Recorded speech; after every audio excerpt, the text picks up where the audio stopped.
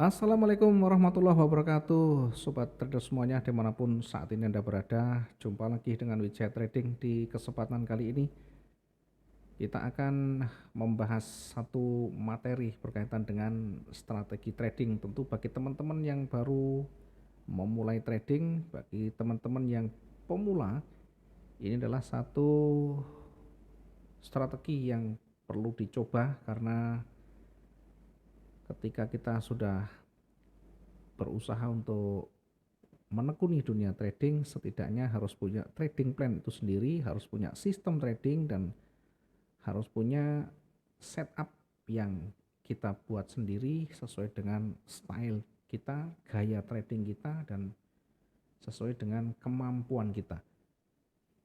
Dalam kesempatan kali ini saya akan memberikan tips ya, atau memberikan strategi trading yang ini kalau kita betul-betul nanti bisa terapkan, kita akan bisa setidaknya mendapatkan potensi ya, setidaknya akan mendapatkan potensi atau peluang yang lebih baik, yang potensial di sana. Dari strategi yang pernah kita sampaikan di sebelumnya ya, mungkin kita fokus pada strategi breakout dan reversal. Kali ini kita akan mencoba untuk membahas lebih lanjut ya, berkaitan dengan strategi breakout, berkaitan dengan strategi rebounds dan pullback ya. Di mana di area-area ini nanti kita bisa menempatkan entry point kita, bisa menempatkan titik entry yang sangat potensial untuk bisa mendapatkan peluang yang terbaiknya. Pertanyaan yang sering muncul ya, bagaimana kita bisa menerapkan dengan strategi kita atau strategi yang kita gunakan? Apakah di semua time frame bisa kita gunakan? Dari pertanyaan yang sering muncul seperti ini, maka kembali kita sampaikan ke teman-teman semuanya bahwa semua strategi itu berdasarkan style masing-masing, berdasarkan tipe trading yang diambil masing-masing. Apakah menggunakan scalping, apakah menggunakan day trading, atau bahkan swing, itu kembali ke masing-masing. Di time frame berapapun bisa diterapkan, kita kembalikan ke style kita. Kalau kita menggunakan scalping, tentu yang kita gunakan adalah time frame kecil, membaca pergerakan-pergerakan di time frame kecil. Kalau kita menggunakan trading harian, tentu yang kita gunakan adalah time frame lebih besar di sana. Tetapi prinsipnya, cara membacanya sama. Yang membedakan adalah berapa lama kita menahan floating, berapa lama kita akan nanti mencapai targetnya. Yang pertama kita mulai dari breakout ya. Dalam breakout itu nanti tentu namanya breakout, ini kita memanfaatkan area support dan resistennya, sehingga yang kita jadikan dasar nanti adalah di area support dan resistennya ya, di area support dan resistennya. Kita tahu bahwa di dalam pasar selalu ada titik di mana dia akan terhenti dan berbalik. Itulah yang disebut dengan support atau resisten. Ketika dia bergerak naik, saat dia bergerak naik dan terhenti di sana, kemudian turun, maka membentuk satu resisten. Ketika dia turun kemudian melebihi dari swing yang di bawah, atau melebihi dari harga yang terbawah, maka ini bisa disebut dengan breakout. Sehingga bagaimana penjelasannya ketika kita manfaatkan strategi trading ini dari breakout? Seperti apa breakout itu? Yang valid bagaimana? Yang gagal bagaimana? Oke, kita akan lihat ilustrasinya. Kita akan lihat ilustrasinya begini ya. Breakout itu kita sebut dengan breakout saat dia menembus levelnya, kalau dia bergerak naik maka menembus area resistennya.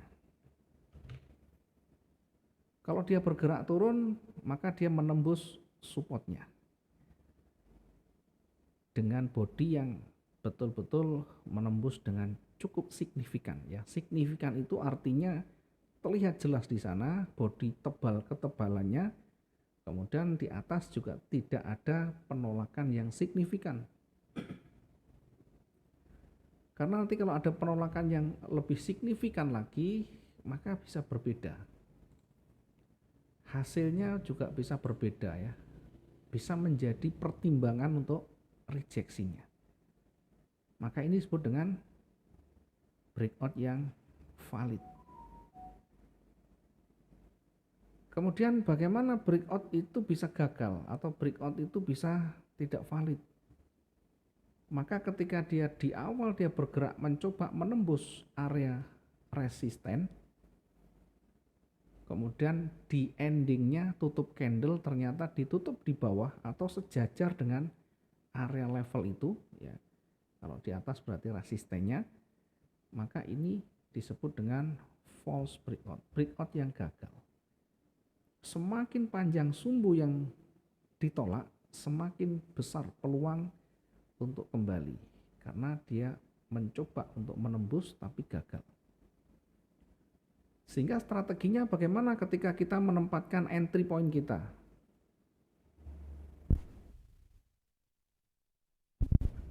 Bagaimana cara manfaatkan untuk entry-nya? Saat dia menembus area levelnya, kalau dia bergerak turun menembus supportnya, maka harus perhatikan dari sisi ketebalannya, dari sisi rejeksinya. Contoh misalkan dia break di bawah atau break dari level supportnya, maka tunggu betul-betul sudah terlihat dan selesai candle itu. Maka kita bisa entry di sini. Nah, dasar entry ini tentu tidak serta-merta kita begitu breakout kita entry. Tentu dari breakout nanti kita akan melihat sejauh mana ketebalannya, sejauh mana pertimbangan lain seperti daily range-nya, bagaimana nanti area support sebelumnya ya kita akan perhatikan. Namun intinya ketika breakout ada peluang, ada potensi dia akan berlanjut, sehingga kita bisa menempatkan entry-nya di sini. Kemudian resikonya bagaimana? Pertama, ketika kita tersentuh posisi kita, yang kita pertimbangkan adalah di mana menempatkan resikonya. Kita bisa menempatkan dengan resiko misalnya 300 pips atau mungkin 500, kemudian dengan rewardnya 1:2 atau 1:1,5, silakan disesuaikan dengan style masing-masing. Demikian juga ketika dia breaknya ke atas, menembus resisten, pastikan betul-betul sudah tebal di sana dan selesai candle itu bergerak. Kalau di time frame H1 tentu H1 1 jam selesai. Di M15 1 jam 1 candle M15 selesai. Dan kita bisa menempatkan entry point kita di sana. Sesudah breakout dan selesai candle terbentuk sempurna. Kemudian kita persiapkan di mana exit point-nya. Kita bisa menggunakan risk dan reward rasio 1:1, 1:1,5 atau 1:2. Bagaimana selama ini kita menggunakan dan nyaman kita jalankan. Nah, ini ketika dia berada di garis support resisten yang datar. Bagaimana ketika garisnya miring atau trennya naik atau turun? Ketika dia trennya bergerak turun, sama kita bisa menarik dengan menggunakan garis tren atau trend line. Kemudian ketika dia break di sana, ya, break dari trend line itu kita bisa menempatkan posisi kita. Ada banyak contoh yang bisa kita lihat dari cat keseharian kita. Ya, kita nanti bisa coba di sana ya. Saya banyak contoh ya, tetapi mungkin karena keterbatasan waktu kita akan membahas materi dulu ya. Selanjutnya nanti kita akan coba untuk memberikan bagaimana prakteknya atau bagaimana penerapannya. Memang tidak serta-merta ini kita terapkan apa adanya ya. Ada banyak aspek yang kita pertimbangkan. Salah satunya bisa melihat daily range-nya, bisa melihat dari level-level sebelumnya, dan termasuk salah satu yang menjadi indikasinya adalah pola candle yang kemarin sudah kita bahas. Baik, kita kembali ke materi selanjutnya ya, berkaitan dengan strategi trading ini. Yang pertama dari breakout tadi ya. Ada valid breakout, ada false breakout. Breakout yang gagal dan breakout yang valid. Yang kedua adalah rebounds. Apa itu rebounds? Jadi gampangnya rebounds itu adalah memantul dari area support resistennya. Ketika tren naik atau turun misalnya, tiba-tiba di area level itu memantul. Suatu saat kita akan menemukan saat dia bergerak kuat, baik di atas maupun di bawah. Nah, ilustrasinya begini. Mungkin kita melihat pergerakan di awal, trennya bergerak mungkin turun ya. Setelah itu ketemu dengan support ya, kalau di bawah. Kemudian di area support ini tidak mampu menembus ya, dia kembali memantul. Maka ini disebut dengan rebound. Gimana kita entry-nya? Ya, saat dia sudah mulai memantul. Di sini nanti akan ada candle yang mengkonfirmasi. Candle warna hijau yang mengkonfirmasi. Di sebelah kirinya bisa jadi ada rejeksi, bisa jadi ada loss momentum dan sebagainya. Intinya ketika dia kuat, kemudian mendekati area levelnya ya, support atau resistennya, kemudian memantul. Nah, kita bisa memanfaatkan peluang pemantul ini dengan entry di sana. Ya, sesuai dengan pantulannya. Nah, tentu sekali lagi ada beberapa aspek yang nanti kita perhatikan, kita pertimbangkan dari satu rangkaian analisa, di mana kita bisa mempertimbangkan dari sisi strukturnya, dari sisi karakter candlestick-nya, dari sisi support resisten tadi, termasuk dari daily range-nya. Sehingga ketika mendekati area level itu kita perhatikan ya, cara entry-nya saat dia sudah terkonfirmasi naik, artinya di sini sudah terkonfirmasi naik, kita bisa entry di sana. Kemudian dari bawah, di bawah levelnya kita tempatkan stop loss-nya atau exit-nya. TP-nya di mana tinggal ngukur saja. Kita mau gunakan perbandingan berapa? Mau 1:1,5, 1:2, tinggal ngukur targetnya. Atau kita bisa lihat resisten yang terdekat itu di mana nanti.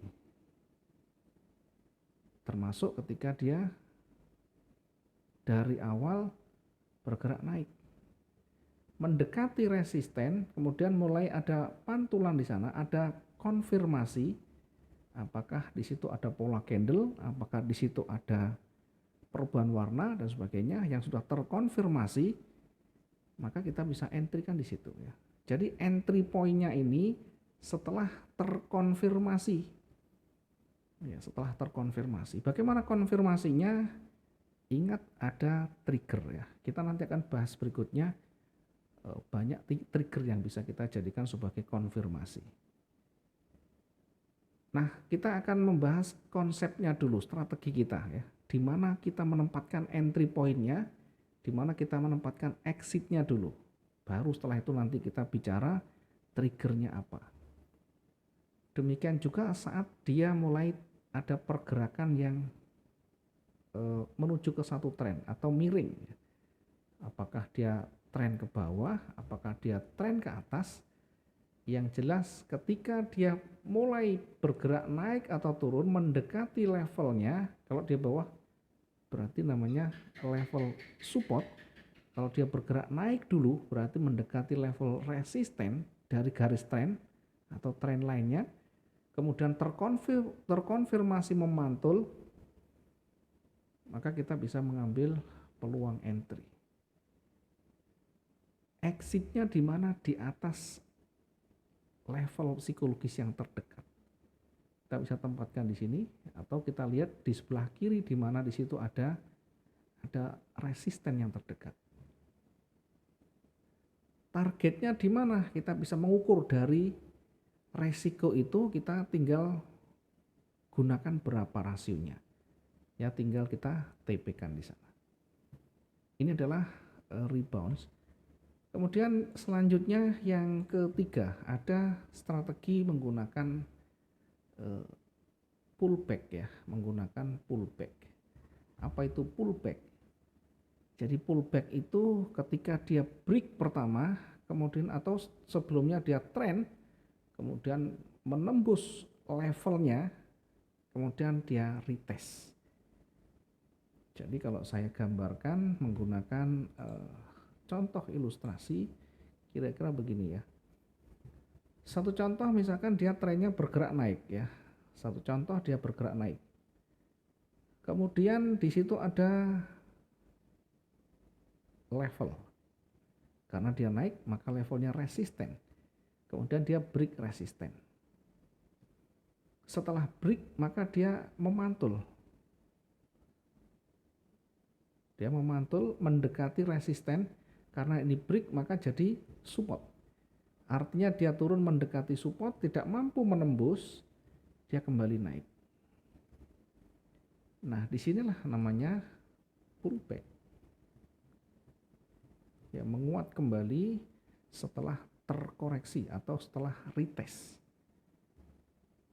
Di mana kita menempatkan entry-nya setelah ada konfirmasi memantul mendekati area supportnya. Di sini kita bisa buy, kemudian resiko taruh di bawah dari supportnya, targetnya kita bisa tempatkan di sini. Ya, kalau saya ilustrasikan ketika dia turun bagaimana? Sama, ketika dia turun misalnya, kemudian di sini ada support ditembus, kemudian dia mencoba untuk retest, mencoba untuk menembus resisten. Yang pertama ini support karena dia di break menjadi resisten sekarang. Ya, menjadi resistennya. Saat dia mendekati resisten dan tidak mampu menembus, kemudian balik turun, maka inilah yang disebut dengan pullback. Jadi kita bisa entry di sini, entry, kemudian resiko taruh di atas resisten atau di SL di situ, TP-nya bisa taruh di area support berikutnya, atau kita gunakan rasio antara resiko dan target kita. Gambarannya mungkin lebih jelas, kita akan lihat seperti ini ya. Jadi pullback ini seperti ini ya.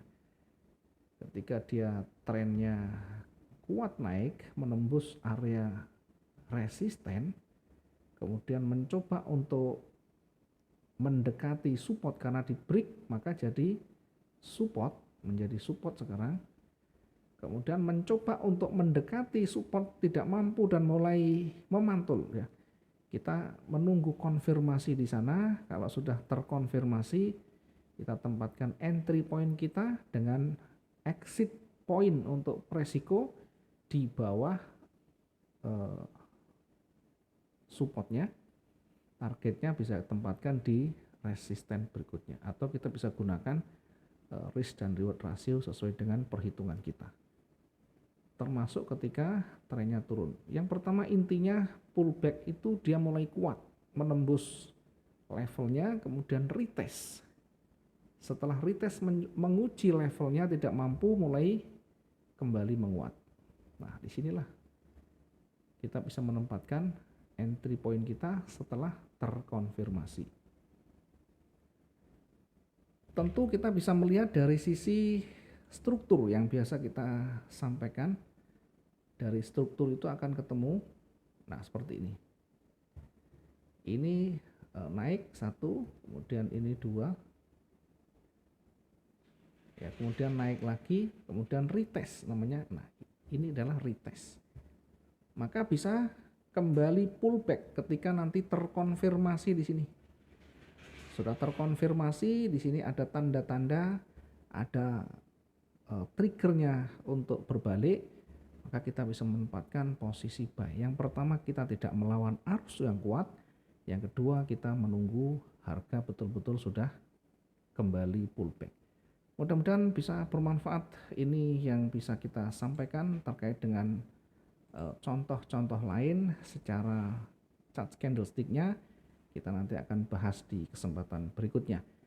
Dari materi ini kalau kita mencoba untuk menerapkan, saya yakin satu hari pasti keluar peluang itu. Dan kalau kita bersabar menunggu peluang, ya kita pastikan akan mendapatkan potensi profitnya. Terima kasih, mudah-mudahan bisa bermanfaat. Kita ketemu di lain waktu dengan materi yang berikutnya. Akhirnya, mohon maaf kada kurangnya. Assalamualaikum warahmatullahi wabarakatuh. Salam profit 2 arah.